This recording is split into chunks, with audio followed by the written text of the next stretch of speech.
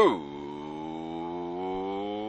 what's up, nerds and geeks? My name is OMG WTF TEW. Welcome back to more Total Extreme Wrestling 2016. We are playing as the WWF in the year 2001, booking the invasion angle, and tonight we are running Monday Night Raw. Not quite the go-home show yet, but we are about a week away from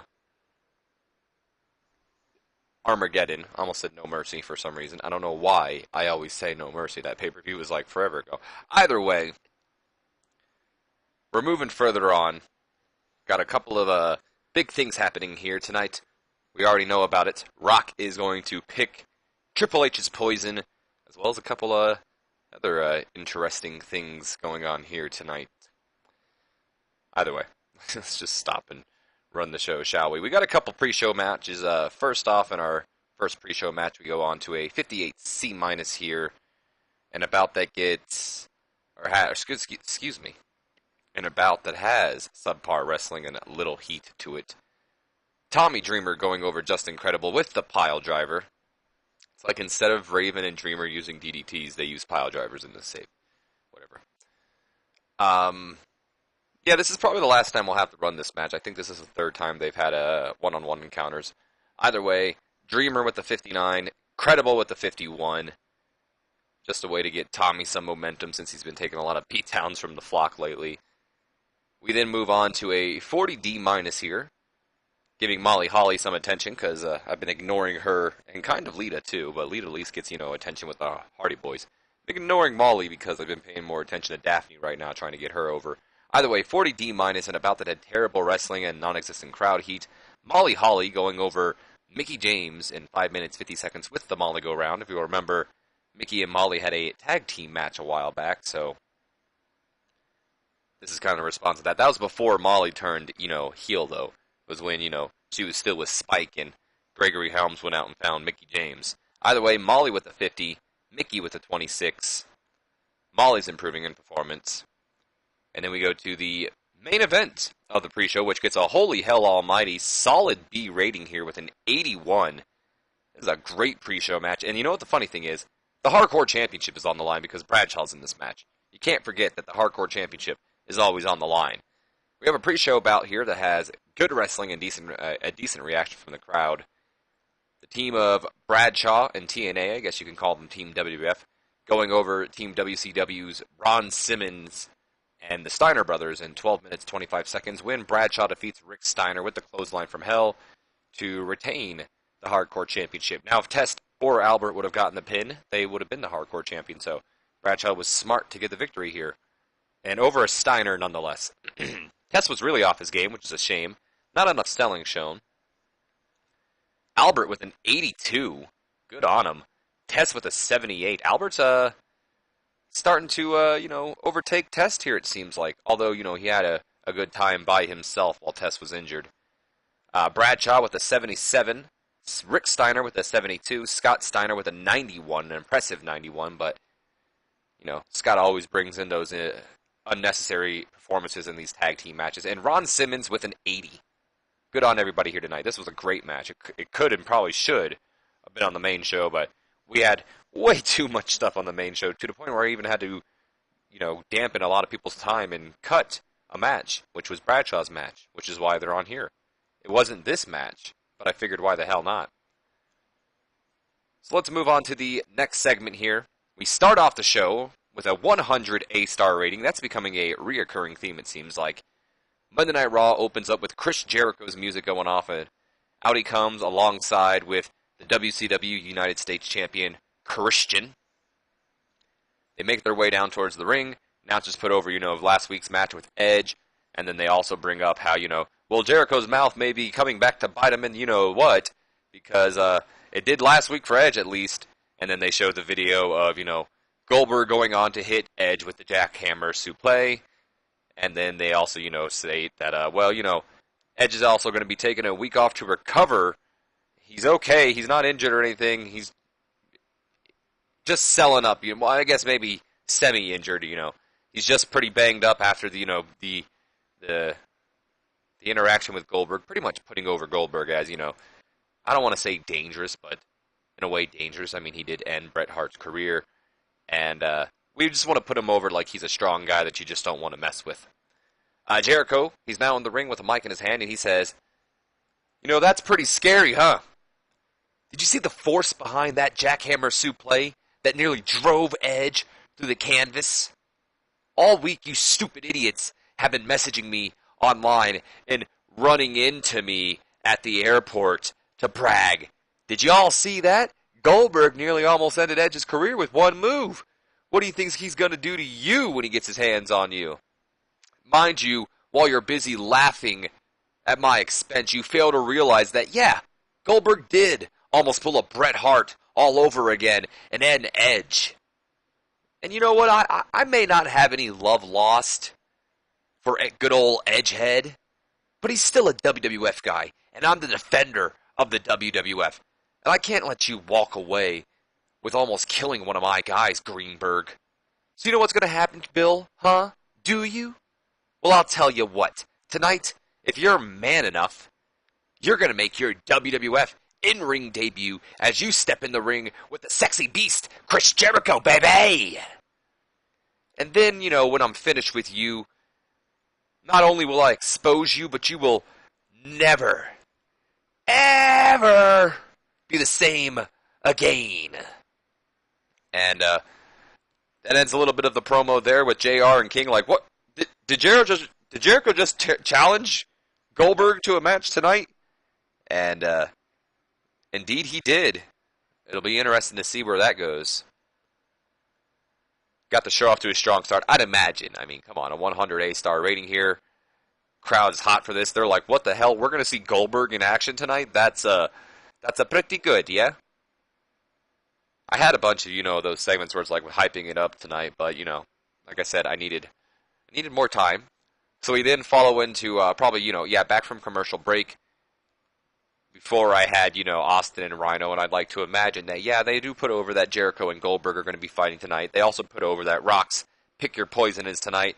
And then we see the WWF Tag Team Champions making their way towards the ring. Either way, back from commercial break, and that's when Stone Cold Steve Austin's music hits, and out comes the WWF Tag Team Champions as they make their way down to the ring. They got big smiles on their face, and a video plays showing Nitro during the Triple Threat #1 contender tag team match between Steiners, Canyon and Morris, and Test and Albert, which was thrown out after Rhino and Austin got involved and pretty much just beat everybody down with steel chairs and whatnot. Once in the ring, Austin grabs the mic. OMG grabs a drink. And he goes on to say, "Y'all see that? Like I said on Nitro, that's what happens when the WWF, WCW, and ECW don't step up with viable contenders. The Steiners? You've got to be kidding me! Didn't they just lose their WCW Tag Team Championships? Why in the hell would they get another title shot? And look, I know you muscleheads practically live at the gym, but just because you're used to an extra 10 pounds of gold around your waist doesn't mean you deserve it. And then there's Pinky and the Brain, or as you guys like to call them, Canyon and Hugh Morris, or as I like to call them, a bunch of jokes. We beat you dumb sons of bitches at Survivor Series, and as fun as it was, old Stone Cold, excuse me, and I also forgot to bring up these things. Oh, Stone Cold, oh, did I not write a promo here? I did, I think I messed everything up. So I think we're starting here. Either way, he goes, "Old Stone Cold don't like looking in the past." And that's where old Stone Cold and Rhino plan to keep you two jokes. Or where Stone Cold and Rhino plan to keep you two jokes is in the past. And then there's TNA, Test and Albert, the champs that never lost the titles. And we'll be quick to tell you that's for damn sure. You know, ever since Test has come back from injury, you two sure as hell been quick to challenge me and my protege. But you're also pretty damn quick to forget that at Survivor Series and the War Games, my throat's kind of going out here, so excuse me. At Survivor Series and the War Games, Albert was the weak link, and that's just because he was too busy worried about his weak link of a partner's injuries. So I'm just going to say it again. There's no confusion.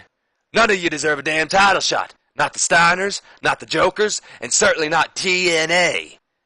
But that brings me to tonight, because ever since Commissioner Foley, or Commissioner Regal, or Paul E. Heyman, since none of them have yet to come forward with any viable number one contenders, Rhino and I went out and found ourselves some. So ladies and gentlemen, stand back, because here comes the dangerous, the vicious, the inhumane Island Boys. And then out comes Chemo and Ekmu, otherwise known, better known as you guys as Rosie, or the superhero in training, and then, Umaga, pretty much them before they were 3-minute warning. And they make their way down to the ring. Of course, no reaction. They're not rated at all either. And that's when, Austin starts to put him over a little bit. And he goes, yeah, just look at these two, Rhino. Now, these are our challengers. Just look at how savage they are. You two ready? Of course, they're acting a little savage, so they're all looking vicious, wild, like they've never seen humanity a day in their life. And then Austin's like, all right. He's like, all right. Ref, ring the bell. And then the bell rings, and we have our, I don't want to call it an impromptu tag match, but we have our WWF Tag Team title match between Austin and Stone Cold Steve Austin. Excuse me, that made no sense. Austin and Rhino versus the Island Boys, Kimu and Ekmu. We had a couple of locker room incidents. We had one on Heat, which I didn't even bring up. I completely forgot about it. Where Shane McMahon, our son, of course, and Triple H, our not son-in-law, I guess he's just dating our daughter right now. Either way, Shane McMahon and Triple H, they went ahead and pulled a mean-spirited prank on Rhino that nearly almost led to a fight, which, come on, guys. Now, in real life, I'd imagine Vince giving a stern warning to Rhino, but I didn't have that choice. So I gave a stern warning to Shane and Triple H and said, you know what, that's not acceptable. We don't fight. We don't, go, there's no fighting in the backstage room. We settle it in the ring, pretty much, which leads to, Shane, Triple H, and our wife, Linda McMahon, getting annoyed with our decision, to which I say, fuck you. And then on Monday Night Raw, we had a couple of locker room incidents here, with Perry Saturn getting a little bit of heat with the locker room after he apparently has a selfish behavior, which I wouldn't know why. I gave him a slap on the wrist, telling him, you know what, we don't deal with this cocky attitude back here. Nothing happened out of it. Vince McMahon then went on to pass psychology to Shane McMahon and heel tips, not hell tips, but heel tips to Stephanie McMahon. And then The Undertaker passing along microphone work to Mark Jindrak, further making him the impressive prospect that he is. So Austin was a real star. Chemo looked dreadful, and Ekmu did not come out looking good, but that's fine. I mean, they weren't rated, so I'm not worried about it. So let's go into the match, which gets a solid C rating here with a 59 rating. That's not too bad. And about that had subpar wrestling and little heat to it. Stone Cold Steve Austin and Rhino going over the Island Boys in 4 minutes, 12 seconds after Rhino defeats Ekmu with the gore.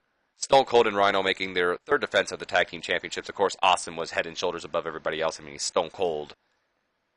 And normally, this should worry some people because, well, Austin and Rhino getting a C when they should be getting at least Bs, but Island Boys are enhancement talents and aren't even popular. So again, I'm not worried about it. And apparently, a pretty vocal crowd is not happy with seeing Kimu wrestle, so that's unfortunate for him that the crowd's against him. He's going to get the Daphne treatment. And I don't know if you guys saw it, but I'll point it out now. Stone Cold Steve Austin's gimmick is apparently getting stale, so I'll have to take a look at that. Austin looked excellent, though. Rhino came out looking good. Rhino with an 84, Austin with a 100, Ekmu with a 22, and Kimu with a 20. So, take it how you want. So we lead into our next segment here, which gets a solid A rating with a 94. Austin and Rhino, they're celebrating in the ring. They just retained their championships over viable number one contenders. They got beer. They're having, a grand old celebration over their win, over the Island Boys, and that's when Commissioner Foley, Mick Foley's music interrupts, and out he makes his way towards the entryway, which leads to Austin picking up a mic going, Foley, what the hell do you want? Hopefully you're out here with some good news and have found us some viable number one contenders.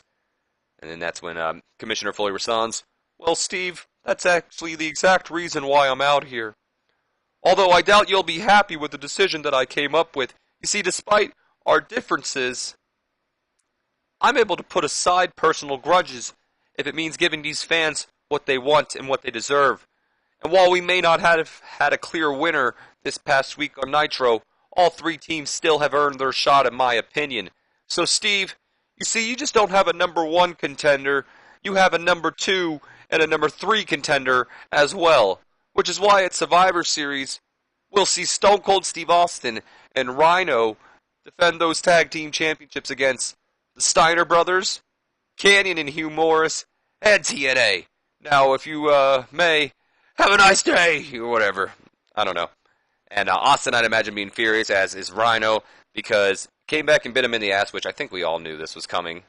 It's not like I was exactly hiding it from you guys. Came back and bit him in the ass, and now we are going to have... Hopefully it's not elimination. I'm going to double check that. Entrance is regular, blah, blah, blah, blah, injury. 4-way team elimination bout. Yep, see, hold on. Create match type. Let's take out that elimination rule because I personally hate it. We'll just call this norm. The 2v2v2v2 norm match. That way we don't got to deal with those dumbass eliminations. Hold on. So I got to go back, and now we can do it. We should see 2v2 norm. Yep. So we don't have any eliminations, which is great. So like I said, it came back and bit Austin and Rhino in the ass here, because now the tag team champions don't have to defend their championships against one team, but 4 teams. And that being Canyon and Hugh Morris, Scott Steiner and Rick Steiner, and Test and Albert. Now originally this was just going to be a 3-way match, but Canyon and Hugh Morris to me have just been impressing me even more and more, so I went ahead and gave them their shot as well. So let's just go ahead and race this because it's not going to fit. WWF Tag Team Championship. Austin and Rhino, who don't represent anybody, so they're just champions. V. Canyon and Morris, represent WCW, v. the Steiners, who also represent WCW, v. T. and A. WWF. Of course it doesn't fit. Whatever. I don't really care that much. So there we go. We also have Jericho and Goldberg confirmed in already. Booker T and Angle, Rock and Triple H, Undertaker and Benoit, and I think we're good so far. We haven't confirmed anything else. So Austin was fantastic. Foley was good. All around, good stuff. We then lead into a 72 B- as Michael Cole is backstage, and he says, "Ladies and gentlemen, Michael Cole here, and I'm with WCW's Chuck Palumbo." And that's when Chuck enters the shot, and Cole says, "Chuck, as we saw last week on Raw, when you cost Rob Van Dam his shot at the WWF Intercontinental Championship, you obviously have some sort of problem with the ECW star." And that's when Chuck Palumbo interrupts him, and he goes, "That's where you're wrong, Cole. It's not that I've got a problem with RVD. It's just that he was the last straw. I've become too comfortable with my position, and it was a real eye-opener after Stacy left, that I really need to step up, or I'm in danger of just becoming like Sean O'Hare, which is why I need to make an example out of RVD. But I'm not going to do that on Raw or on Nitro, and I sure as hell ain't going to do it on Heat. No, I want the world watching when I make an example of you, Rob, which is why the next time you and I face off in a ring will be at Armageddon. But Armageddon is still a week away, which is why tonight, Rob, I've got your buddy Sabu to make an example of." And then Chuck walks off, which is Cole. Cole just goes, "Well, there you have it, ladies and gentlemen. Upcoming next, Chuck Palumbo versus Sabu." And that leads, probably back from a commercial break into that matchup, which gets a 73 B-. That's actually not bad at all. That's pretty impressive. A decent match here. Palumbo going over Sabu. I don't want to imagine by torture rack submission, unfortunately. I should have made it say pinfall. So we're just going to go ahead and make it say pinfall here. But torture rack submission, not happening. I don't know why I said it again. Beats him by pinfall after Vampiro got involved in this match. So Vampiro, obviously still holding a grudge. Well, obviously, he's part of the flock, and Raven's holding a grudge for Sabu coming to Tommy Dreamer's aid. So we made him pay here tonight. Also coming to the aid of Chuck Palumbo in some sort of way, a fellow WCW talent. Palumbo with a 67, Sabu with a 69. So Sabu is performing better than Chuck Palumbo. Palumbo is someone that I really got to think about here. Did gain heat for the Raven Tommy Dreamer feud, despite the fact that nobody in the feud is in this match. Either way, though, we come back. Or not come back, but we move on to an 85 B+ rating. After the match, Vampiro, he's no longer in the ring. He's gone, out of sight. He's disappeared. He probably crawled under the ring or something. Chuck Palumbo, he's just, kind of like, oh, I won. He knows he won, but he's kind of still freaked out that Vampire was here, but now Vampiro. And he's just, finally that Vampiro's out of sight. He starts celebrating, and he's over-celebrating a little bit here.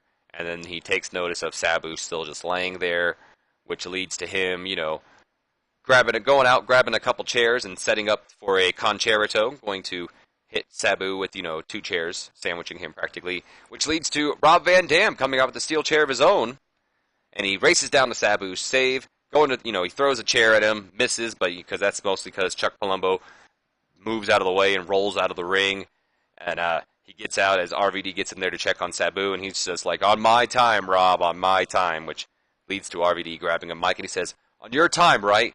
Well, I'll tell you what, you said Armageddon? Well, I'll be there, and I'm going to bring my chair and plenty more weapons, too, because our match will be Extreme Rules. And that goes on and confirms yet another match. It's going to be Aussie Rules, but, whatever.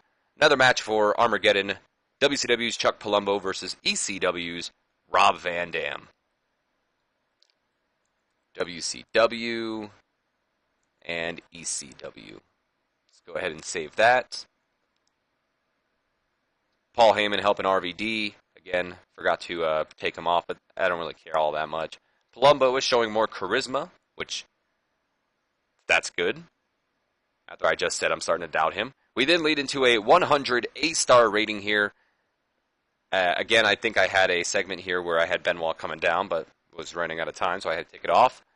So, either way, Benoit's music hits and out comes mentor and protege Ric Flair and the #1 contender to the WWF Intercontinental Championship, Chris Benoit. JR and King, of course, put over his match last week against Rob Van Dam and, make the comment about his upcoming title match against The Undertaker at Armageddon. Once in the ring, Ric Flair takes the mic and he says, of course, the fans are booing him, so of course that's when he leads to go on to say, I think you people got it wrong. It's woo, not boo. Oh, whatever, this is Raw. I expected you people to boo me. But to boo your 2001 King of the Ring? To boo the man who won War Games for WCW and got them into the Royal Rumble? Despite having a guaranteed world title shot? To boo the man who will go on and beat The Undertaker and proceed to cripple the dead man and walk out the new Intercontinental Championship. Now that's just disrespectful. And then that's when The Undertaker's music hits gong, and he interrupts Ric Flair as he comes down on his bike. He rides around the arena before getting off, getting in the ring with a mic in a hand. Intercontinental Championship probably around his, neck hanging there before he just kind of leaves it sitting on this bike. He gets in the ring with the Hall of Fame. Well, I guess Ric Flair's not a Hall of Famer, but he gets in the ring with Nature Boy. And we pull up the notepad, and Taker goes on to say, now, you want to know what's real disappointing? The fact that you two had to screw RVD out of his title match because your protege couldn't get his win cleanly. But now that I've gotten all that out of now that I've gotten that off my chest and out of my system, watching this whole thing with Rock and Triple H and this whole pick your poison thing, it gave me an idea. Chris, how about you and I pick each other's poison, starting with tonight with me first? Excuse me. And I imagine maybe, Rick and Chris Benoit kind of smiling, and then Benoit whispers something in Rick's ear, which leads the Flair going, ooh, who you gonna pick, dead man? You're gonna pick our poison? You gonna pick RVD again? since that's just going so well for you in the past. And then Taker goes on to say, you know what, nah, as good as RVD is, I actually had somebody else in mind. And that's when Kane's pyro goes off, and out comes the Big Red Machine, and we have our match, Pick Your Poison, featuring The Undertaker's pick between him and Benoit and Kane. I don't know why I'm stalling. Taker looked good here. Benoit's improving in acting. All in all, great segment. I mean, it did get a 100 star. We go into our matchup, which gets an 83 B+ rating here, in a bout that had superb wrestling and great heat. Chris Benoit defeating Kane by submission with the crippler crossface after blatantly cheating. So I'd imagine maybe Ric Flair distracting the referee, and Benoit turning Kane's mask or something on him, which will lead to him locking in the crippler crossface, and Kane having to tap out, and him getting the victory over the Big Red Machine. Benoit with a 91 in-ring performance, Kane with an 89. Good performance from both these guys tonight. Wish this match would have matched their in-ring performance, to be honest. Benoit is improving in performance as well, as we then move on to the next segment, which gets an 88 B+. After the match, Ric Flair goes and takes a mic from the announcer, hands it over to Benoit, maybe even announces him as the winner first. A worn-out Benoit takes the mic and he says, "Hey, Taker, I know you're back there watching. Well, I beat your baby brother, and now I guess it's my turn to pick your poison. Which is why this week on Nitro, we're going to make history. As it'll be The Undertaker taking on the Nature Boy, Ric Flair, for the first time." And I don't know if it's the first time, I just added that in. I should have researched that before saying that. Which leads to Ric Flair just kind of like doing a double take, like, oh, what? Excuse me? What? We didn't talk about this. And he's kind of talking to Benoit while Benoit's just kind of ignoring him, smiling. And JR and King are like, "Taker versus Ric Flair on Nitro. Holy shit, what a match." Stuff like that. And let's go ahead and put it in the pre-booking.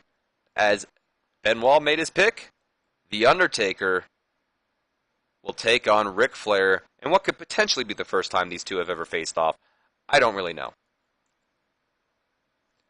WWF Champion versus WCW Legend. And I guess he's not WWF Champion, he's more Intercontinental Champion, but you know where I was going with that. Lawler was weak. Flair looked excellent. Great segment. We follow up into our next segment, which gets a 88 B+, following up. Wow, look at Jericho and Christian. We're backstage, we see Jericho, he's getting ready. He's got his match coming up with Goldberg. And that's when Christian comes in, and he's worried. He is scared, and he says, "Hey, Chris, can I talk to you for a minute? Are you sure about this, man? I mean, we saw what Goldberg did to Edge last week, and as grateful as I am that I may not even have to face Edge at Armageddon, or ever have to see him again, I'd hate for that to happen to you, man." And then that's when Jericho puts his hand on his shoulder and he says, "Easy now, Christian. Don't you worry about Greenberg. Tonight we exposed that bald-ass clown. Now let's go, Junior." And we're going to have our match. It's time for Jericho and Goldberg, as Jericho looked good. We follow it up into the match, which gets a, not the match, not yet, 100 A-star rating here. Chris Jericho's music goes off, and out he comes alongside his protege, the WCW United States Champion Christian. Announcers, of course, put over, the fact that earlier in the night, Jericho challenged Goldberg to a match. Jericho's in the ring. He's waiting. We wait a minute or two. That's when finally Jericho takes the mic and he goes, "Just as I figured. Greenberg's a no-show. Typical. He's got no problem racing to the ring and trying to attack me from behind. But when I call him out for a face-to-face confrontation, he's nowhere to be seen, just like in WCW. You know what bothers me the most about you, Greenberg? No, it's not that you're incredibly late. No, it's not that you never worked a day in your life and you got everything handed to you on a silver platter in WCW. You know what? No. What bothers me the most is that you're just a ripoff. Your whole career's a sham. There would be no Goldberg if there wasn't a Gilberg." And that's when Goldberg's music starts going off, and Jericho and Christian, they're shocked. They're like, "Oh, shit, here comes Goldberg." But instead of Goldberg, out indeed, if you guys haven't noticed by the picture yet, comes Gilberg, who clumsily makes his way down to the ring, being sprayed with the fire extinguishers, has a little sparkler, fireworks, whatnot. Excuse me, guys. The typical Gillberg storyline, or Gillberg gimmick, as Gillberg finally makes his way down to the ring, gets in Jericho's face right away, and he says, all right, easy. Oh, excuse me, Jericho's like, all right, easy now there, Gillberg. I didn't mean to offend you or anything. I was simply just, calling out the much more inferior version of you, Goldberg. And then Gillberg goes, you know what, Jericho? I'm not going to stand here and let you mock the Berg family name. So you know what, Jericho? You're next. And then Jericho, acting a little worried, he goes, I'm next? Oh, whatever will I be? He doesn't even finish his sentence before he just smashes the mic over Gillberg's head, and we have our match. It's not Jericho versus Goldberg, it's Jericho versus Gillberg. Gillberg's improving in acting, so I guess you can't complain there. We lead into the match, which gets a 58 C- here in an extremely short match. Chris Jericho going over Gillberg in 3 minutes, 4 seconds with the walls of Jericho. And I'd imagine maybe Christian talking some shit to Gillberg during the match or whatnot, because I just remembered that I believe Christian lost to Gillberg, which preceded to Gillberg becoming the longest reigning light heavyweight champion. Unfortunately tonight, Jericho and Gillberg just didn't click, made for an awkward bout, which I don't think we'll be using Gillberg too much after this, so that's fine. I wish I would have got more water before I recorded this. Jericho's shown in this match. He got an in-ring performance of an 84 to Gillberg's 28. But Gillberg's improving in Rumble and performance, so he's making the best out of his one-night appearance here. We then lead into a 100 A-star rating, Nerds and Geeks. The match is over, but Jericho, he's still got the walls of Jericho locked in on Gillberg. Gillberg screaming in agony, tapping out. Christian's in his face. He's bragging to Gillberg, probably mocking him. How do you like that now? See where you're at and see where I'm at, blah, blah, blah, whatever. And then once again, hold on, I'm going to take a big cough here. I'm not going to do it in your guys' ear, though. I got to clear my throat. If I could ever find the mute.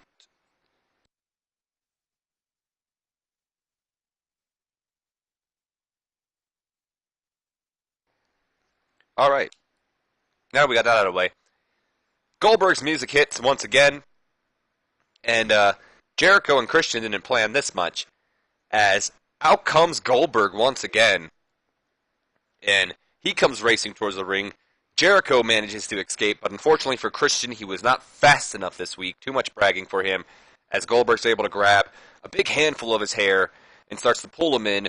Jericho goes to grab Christian's legs, so now we have kind of a tug-of-war contest between Goldberg and Jericho, but finally Goldberg just really tugs and pulls not only, Christian all the way in the ring, but Jericho, which Jericho's kind of like, oh shit, and he quickly lets go of Christian, and backpedals his way out of the ring, and starts to retreat, also just, sitting there going, come on Goldberg, don't do it, don't do it, and Goldberg sees Christian, and he picks him up in position for the jackhammer, stares down Chris Jericho, and hits the WCW United States Champion with the jackhammer suplex before grabbing the mic and saying, Hey, Chris, you know what, come Armageddon, you're next. And we already have it confirmed in, but that goes ahead and practically confirms that at Armageddon, Chris Jericho is indeed next. Jericho looked good, Christian got his ass beat, not a bad segment here. As we then lead into a 100 A-star, a lot of these tonight. So we're back from our commercial break. Triple H is making his way towards the ring. JR and King put over to, the pick your poison stipulation tonight. Once in the ring, Triple H takes the mic and he says, well, I'm here, Rock. And I've been waiting all night to hear who this mystery opponent is that you've, selected for me. And during my wait, Stephanie and I were throwing around ideas on who it could be. We thought maybe it could be Mick Foley, our own commissioner, who, just doesn't know how to stay retired. He's never liked me. Or maybe it's one of your old Nation of Domination buddies. I mean, obviously you and Simmons aren't on speaking terms, and Kama Mustafa was a pimp who now works for the FCC. But I'm sure D'Lo and Mark will come to your aid wherever the hell they are these days. Or maybe it was Rikishi looking to do it for The Rock again. And then, Triple H starts to laugh after that last joke of Rikishi, which I almost considered booking. That's why I made the joke. And then Rock's music plays, and out comes the WWF champ to interrupt him. And he's like, I'm glad you're out here having a real good time, aren't you, Triple H? You know, the Rock's glad that his past amuses you. I don't know why I'm stuttering here like I'm some sort of CD skipping. But it just goes to show you that The Rock has a lot of friends. But, you see, we pull up our notepad for the last time here. You see, while The Rock was looking for your opponent, and The Rock would like to apologize for the wait, but you see, while The Rock was looking for your opponent, The Rock took a look at your past, and he realized you've never really had any friends. And the friends you do have are gone. Out of here. Nowhere to be seen. But you do have a lot of enemies. And The Rock sat back, and The Rock thought to himself, who better to test Triple H again? Who better to test Triple H against for his upcoming title match with The Rock than another champion? A champion, in fact, who your wife has had the hots for in the past. A champion that you can't stand almost as much as me. Ladies and gentlemen, Triple H's opponent, the WCW World Heavyweight Champion, Kurt Angle. And then that's when Kurt Angle's music hits, and we have our main event, as Kurt Angle will battle Triple H here. Kurt Angle is Triple H's poison. Rock looked excellent. Kurt came across well. Triple H is showing more charisma. Kurt somehow is learning to show more charisma as well. We go into the matchup, which gets a solid B rating here with a 78. In an exceptional match, Kurt Angle going over Triple H when Triple H was disqualified after Booker T runs in from the crowd. I'd imagine this is what I would imagine. Kurt Angle's got the angle locked in on Triple H. Triple H is screaming in agony, which, that's when Booker T, who was, in the crowd, jumps the barricade, grabs the WCW World Heavyweight Championship from, the ring bell person, whoever holds the damn thing. He gets in the ring and decks Kurt Angle with the championship right in the back of the head from behind, leading to disqualification. Triple H with a 94, Kurt Angle with a 92 in-ring performance. Lost heat to both the feuds, which is unfortunate, but I think our next segment will help us. Kurt Angle's improving in Rumble as we lead into our next segment, which gets a solid A rating with a 92. The match is over, but Booker T, the number one contender to Kurt Angle's WCW Heavyweight Championship, who is also not here for some reason. I guess I had him off camera, which is unfortunate for him. But either way, he continues to beat down on, Kurt Angle, and that's when Triple H pulls him off and he kind of gets in his face because, Booker T cost Triple H the match. The two begin to exchange a couple words before Booker T finally, reasons with Triple H saying, what, this isn't between you and me. You got your own things. You got Rock. I got Kurt. How about this? How about, you help me beat down on Kurt, I'll help you beat down on Rock or whatever. And Triple H is like, whatever. And he doesn't like Kurt Angle anyway because, as we mentioned before, Stephanie McMahon and Kurt have had a kind of a bit of an affair in the past. Which then leads to Booker T and Triple H going to beat up on Kurt Angle.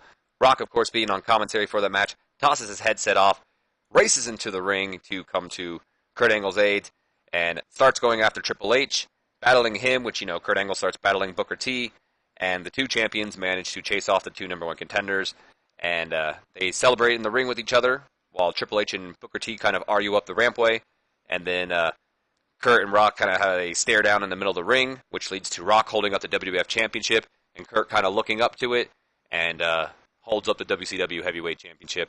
Because remember, Kurt Angle still is on this, bringing the companies together kind of thing, and he mentioned he's going to unify both world championships, so we'll see if that even becomes true. Angle looked good. Rock came out looking excellent, gained their heat back. If I can click on worker improvements, even though there are none, we end off the show to get an 87B+. That's a little surprising. I figured we might have gotten an A here at least, because figuring, we had a lot of 100 ratings for Angles, but, that's, I guess an 87B+ is not bad. We didn't lose popularity anywhere, but we also didn't gain any popularity. Chemo and ECMO apparently used too much, but I don't really care. They're just jobbers for tonight. Oh boy, we got a decision. Watch it be Vampiro again, and watch me have to, suspend them. Oh boy, hopefully not. Credible says, my momentum is in the toilet. Sucks for you. Goldberg says, Tommy Dreamer doesn't connect with the fans. Ugh. Scott Steiner says, Just Incredible doesn't connect with the fans. Alright. Please don't be Vampiro. Oh no, it's just Chris Benoit. Probably more steroids, right? Yep. Well, unfortunately, as I said in the past, I can't do much with steroids because there's so many people in this game that does. So I'm just going to go ahead and find him, and it's going to improve its behavior. Apparently he's happy at the action, so maybe that'll encourage, Benoit to get off the roids, at least I hope so. JR apparently is the best announcer in the wrestling industry today, which I'm not going to disagree with. I think he is. Either way, though, let's check out some storylines before we end this off. Jericho and Goldberg still killing it. Probably still the best storyline. Yep. Good stuff all around. That's going to be the end of this episode, though, Nerds and Geeks. I hope you guys have enjoyed. If you have, do me a favor. Leave me a comment, like, and subscribe if you haven't already. And as always, my name's Venom, GWTFLLL, FTWPRB. And I'll see you guys for Thursday Night Nitro. But until then, have a great day.